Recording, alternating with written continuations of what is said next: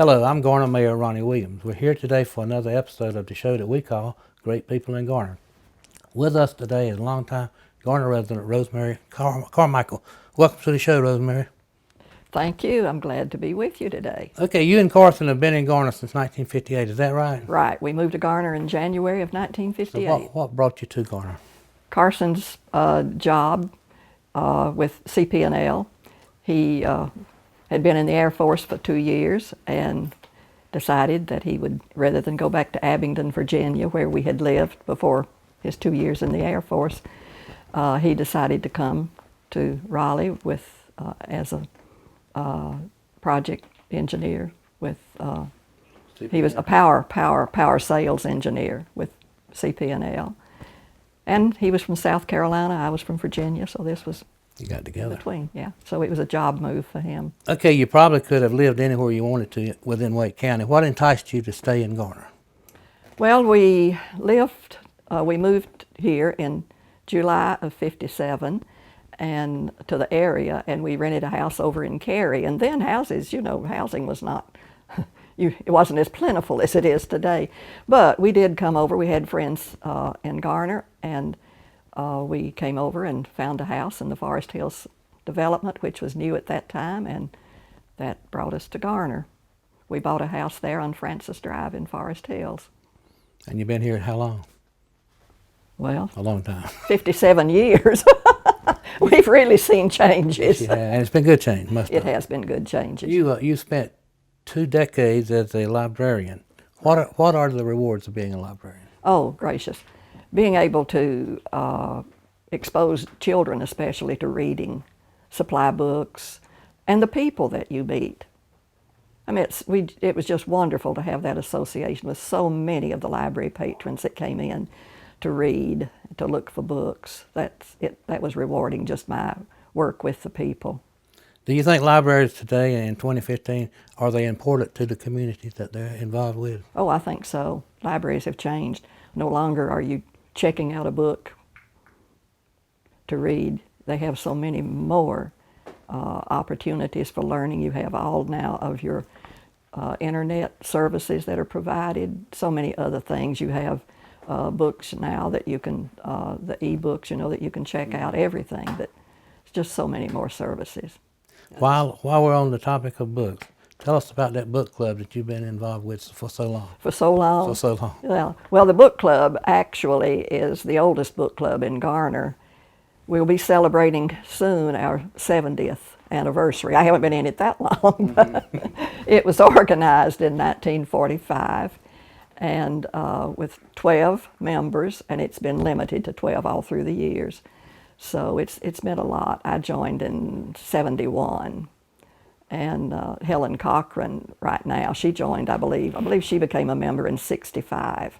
So she's the longest in a time a member. And then I'm the next in '71. The other members have joined all through the years since then. Part of your career has been in teaching. Tell us about that. I love teaching. I taught history in high schools and for 5 years in Virginia, 2 years before Carson and I were married, and then 3 years after. And then after we moved to Garner, they needed a 7th grade North Carolina history teacher 1 year.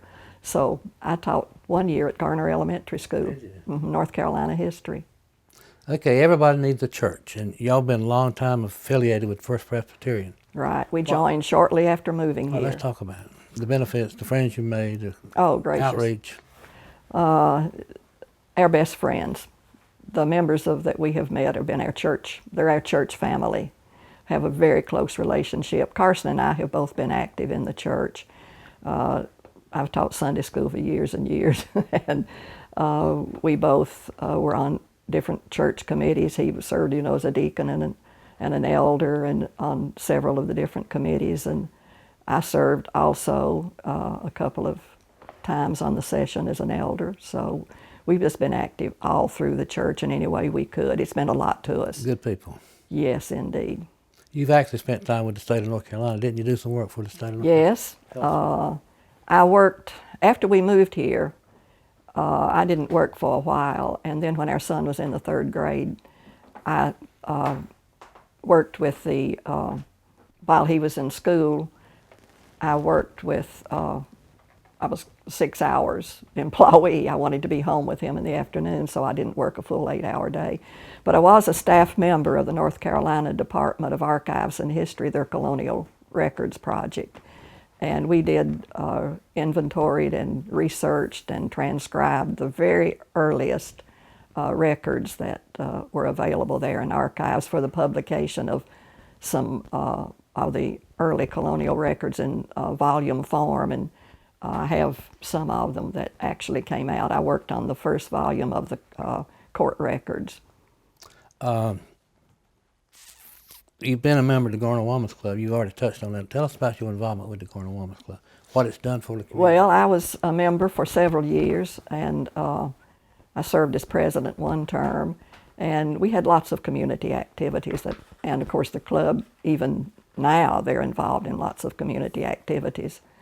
And some of the members of the Women's Club also, they were instrumental in the formation of the Garner Public Library. Not at the time that had happened. But didn't you work there as a volunteer? Oh, yes. I was a volunteer working from the time it opened, in November of '68. I worked with Miss Portia. We had lots of the ladies. Ellen Stevens. Yes. Elizabeth Rand, lots of Margaret Stubb, just lots of the ladies. Miss Portia headed it up. She was in charge of the library. And you had community involvement from the very beginning, civic clubs, the J-set, some of the ladies in the J-sets, they kept it open on Monday night. Of course, the hours had to be limited because it was all volunteer help at that time. And we closed on Wednesday afternoon because the Golden Age Club met on Wednesday afternoons in that same building. The library met in the building that the town hall had used, and when the town hall moved out, then they made that space available for the library. The town provided the space and the upkeep, maintenance, and everything of the library. But the staff for a period of years was all volunteer and reported to Miss Portia. She was a wonderful person. She was. Let's talk a minute about the importance of civic clubs in towns like Garner. What do civic clubs offer for the citizens? Well, involvement, interest, get to know your community. You have to take part. I don't see how you could live in a community and not be involved in what's going on in the community, take an interest in it. Okay, you mentioned the word evolve. How do you see Garner evolving over the past 10 or 20 years? And let's look into the future 10 or 20 years. Well, over the past 10 or 20, you should ask me, how do I see that it's evolved in the length of time I've lived here? But over the past 10 or 20 years, grown very rapidly, but I think it's been planned growth. I think that the town has really tried to see how the growth developed that would be for the betterment of the town. It hasn't just grown hodgepodge. And of course, with White Oak now, the way that's expanding, that's unbelievable. When you look back a few years ago to see the area and all of the different types of businesses that are coming in now, which have found Garner, and they see what a good place it is and what we have to offer. And for the future, I can see it continuing to grow. I hope that it doesn't grow too fast, too much. I would hate for Garner to lose its hometown, small town. Well, the community feeling, the warmth and the friendliness. You don't want to ever forget who your neighbors are. You don't want to be so distracted by other things that you forget your town and the what you can do and the friendliness. And I've just been impressed with all through the years. Well, we've just the warmth and the friendliness, and well, the neighbors, your friends that you make. There's been a very caring. I see your son's picture scattered around a little bit. You want to talk about him? What can you tell us about? Well, we just have the one son, and as I say, he grew up. He was, I believe, he had his 4th birthday after we moved to Garner in September. We moved in January, and he had his 4th birthday, and of course there will be where we lived in Forest Hills, there were children everywhere, you know. He had lots of friends and playmates and still keeps up with some of those now. But he went through school at Vandora Springs, and then Garner Elementary, when you had the 7th and 8th grade over there. Vandora then went through the 6th grade, and then he went to Garner Elementary for the 7th and 8th grade, and then graduated from high school here, and then went to NC State, got a double degree in chemical engineering, and then pulp and paper technology, and then went to law school. He always wanted to go to law school. He always wanted to go to law school, but he wanted a chemical engineering degree before. He was interested in that too. So he graduated from Wake Forest Law School in 1980. So he's been an attorney in Raleigh since then. Okay, this community is big with the Relay for Life. How do you think that reflects on the community? Oh, gracious. That was a wonderful thing that the community is involved in. When you think of all the funds that have been raised through that, that just shows the interest again that the people have, and what can they do to help in some other project or help each other to make a difference. And it's made a big difference. I think Garner has really, with the funds that they've raised, they've ranked up very high, I think, for the town their size, within the state. $2 million. I guess the original library was in downtown Garner. Right, on Main Street, and I believe now the Garner florist is in that building, part of it anyway. And Judge Brooks used to hold court there. Oh, he did. He did. He had recorder's court in that building. And of course, as I say, the town hall was there before. And then, they bought what was the original old First Baptist Church and later the Presbyterian Church right around the corner. And when they did that, then that made space available for the library. But we grew, and there was a barber shop right next door. And when that moved, that space was made available for us. So we expanded on into that. Miss Portia Banks, was the supervisor of it and saw that everything, the hours were covered and everything by volunteers until 1972. And you had a good core of volunteers. And you had civic clubs interested in those early years of the library. And then the town in 72 appropriated funds for a paid staff so that the hours could be expanded, and I was hired as the full-time librarian supervisor at that time. And then we had 2 part-time, half-time positions. And Evelyn Stevens, that everyone just loved because of her work with the children, she was one of the half-time, and Opal Pegram was the other one. But Opal then went on into the administration building. But then through the years, it just grew, and then the bond issue was passed in the early 70s for the town hall, and a separate bond issue for a library building. And they both passed, and as a result, then we had a new town hall, and we had a new library building, and we moved into that building from downtown in July of 1975. Did you ever think you'd see computers in libraries, and how are they beneficial? Well, I knew eventually, someone way back predicted that, the printed book that you would hold will become a thing of the past. I couldn't believe that it would. It's here. But it's here because now you see everybody reading their books, and not holding the book to turn the page.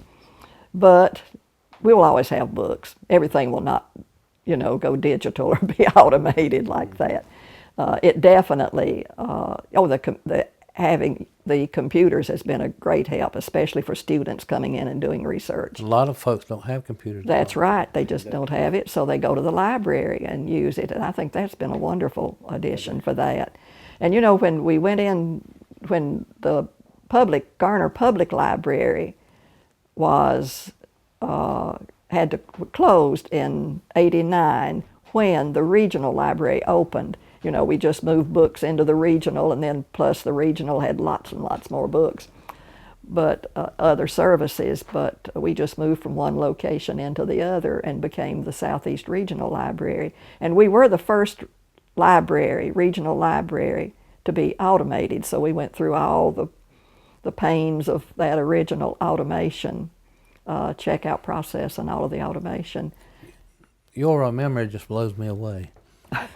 Well, maybe you asked me the right questions. Do you keep your mind active and that'll Try to. Oh, yes, I try to. I read a lot, and well, you have to keep your mind active. Anything, you know, that You'll live longer, probably. Hopefully, hopefully. I've seen a lot happen since I've been born. Everybody needs a vacation, some time off. Do y'all do vacations, take tours, cruises? We used to, right after Carson and I both retired in '91. And we decided we were just going to travel and try to see as much of the natural resources, the national parks. We didn't hit any of the cities necessarily, but we had a van, bought a van, and right after we retired that fall, we spent 6 weeks touring all the way out the west, the central and northern part of the United States, as many of the national parks and historic sites as we could. Then the next spring, we went south, and we toured all of the national parks that we could, and historic sites. Well, he's interested in history too, so you know, the fact that you just go and to a check-in somewhere for entertainment, that's not that's not what vacation is to us. And so we really enjoyed that. We went the second time, we went as far as Death Valley. Yeah. And That's out there. that is out there. The content of books has changed over the years. Has that been good or bad? Some say there's too much in books, especially if kids get hold of. Has the content changed? I think so. Things are written about much more openly now. But then look at your whole field of entertainment, how everything has changed. When you were growing up, you're seeing things now, of course, that you didn't think you would, you would see. Films, TV, whatever. It's changed. The whole thing has changed. Everything is much more open. There's no critical censorship of what can be shown, or I imagine what can be written. So Garner has got, to some extent, a goodly amount of the arts, but there's always room for more arts, right? Right. Would you ever envision or encourage a cultural arts center to be part of? Indeed. I'm so glad that we have the Performing Arts Center in the old school building. That's been a big boost and improvement. Yeah, it's really enriched. If you talk about the cultural life, it really has been a big improvement. But we have so many talented people in Garner. I would like to see some outlet of cultural arts, craft center, where you have artists, you have people who do woodcraft, photography, all sorts of handcrafts. And I would like to see a center that they could go, they could show their work, they could demonstrate their work. It might even set up a place for them to actually work. And anyone who was interested, they could go in and watch them. Raleigh set up Art Space, where there was a car dealership there. Sanders Ford, yeah. Was it? And the artists are there working, during the day at times. And you can go and watch them, and they have special shows and displays also. And I would love to see a center that for cultural and arts and crafts, that and especially that we could have a place for that work to be displayed. And we agreed before we got on camera, this may be a sensitive subject, but it needs to be talked about, the depot downtown, the museum downtown. All right, that's another thing we need, which would be which would mean a lot. And really, originally the depot was designated historic Garner Depot, and it is historic, and it was to be a museum. And I know there was a committee, someone was in charge, and there was a committee at one time to establish a museum there. I know there were several people that donated items for it when the museum was to be established. And I don't know what happened. It's just sort of fallen behind, I guess, in development or something. But I would love to see that a committee reactivated and someone take strong charge of it, and see that museum established while people who can still donate and be interested in giving things to it that remember Garner in the earlier days. You know, if we wait too long, it's going to be more difficult to find people who have items that you've got so many younger people moving in that would not have that early contact with Garner to see things to be able to give things that were to be displayed.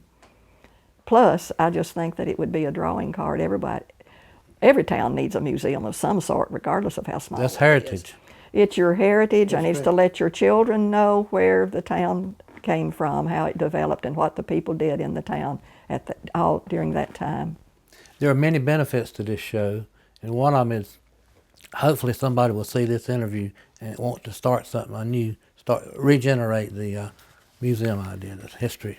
Well, I would hope so, because I think you giving them a have chance. people, yes, you have people who would be interested, and you just need some group to take charge and go ahead with it, you know, really. You know, like the library originally was the interest and started by the Woman's Club. You know, even before we had the library that was established in 1968, through the years, the Garner Woman's Club provided some books for circulation and some library service. I think at one time they were open when they moved into the new, you know, the building where, well, I say new, the building where they are now, it isn't new. You know, they were open, I think, one afternoon a week, and they would have a children's story time during the summer. I think Evelyn Stevens, I think, when she was in the Junior Woman's Club, I think she helped work with the story time for children that they had during the summer. So I just think that, you know, you need some group that really is interested in getting the museum started, get busy with it, and before too much time goes on past. YMCA, you know, Garner's going to have a YMCA. Yes, finally. That's a good thing. Tell us about your feelings. Well, I think that's wonderful. You know, that's been on the back burner for so many years. I remember when the land, you know, originally was given by the Bells, I believe, for that, before even that road was developed on down through there with the housing and all. Aversboro Road wasn't even developed like it is now. And that land was set aside for a Y. So I'm glad that that's finally coming, yes, because that will serve all ages, especially the young people, the younger people moving into town. Okay, for once in your life, you have a pretty strong captive audience through this TV show. What do you want to tell this audience about growing up in Garner? I mean, being a part of Garner as we all grew up and matured. How would you encourage people to move to Garner? Oh, certainly I would. You know, from the time that we moved, we had people coming to visit us. We got to know our neighbors. There's a warmth, I think, and I hope we don't lose this friendliness as the years pass, as we get busier and busier. I would encourage people to move to Garner simply because it still has a small town, warm, friendly feeling, and that people care about you and what's to be offered for you, for your enjoyment, your benefit. Yes, I would encourage anyone to move to Garner. Rosemary, I thank you for your time. This has been a great interview, and all the interviews are great as far as I'm concerned, but thank you for your time. Any last remarks you want to put to the people? No, I just thank you for wanting to talk with me, and I'm sure there's lots more I could have said that we don't have time for. Maybe we'll come back and do a second show. Well, no, I don't know about that, but Thanks again. thank you.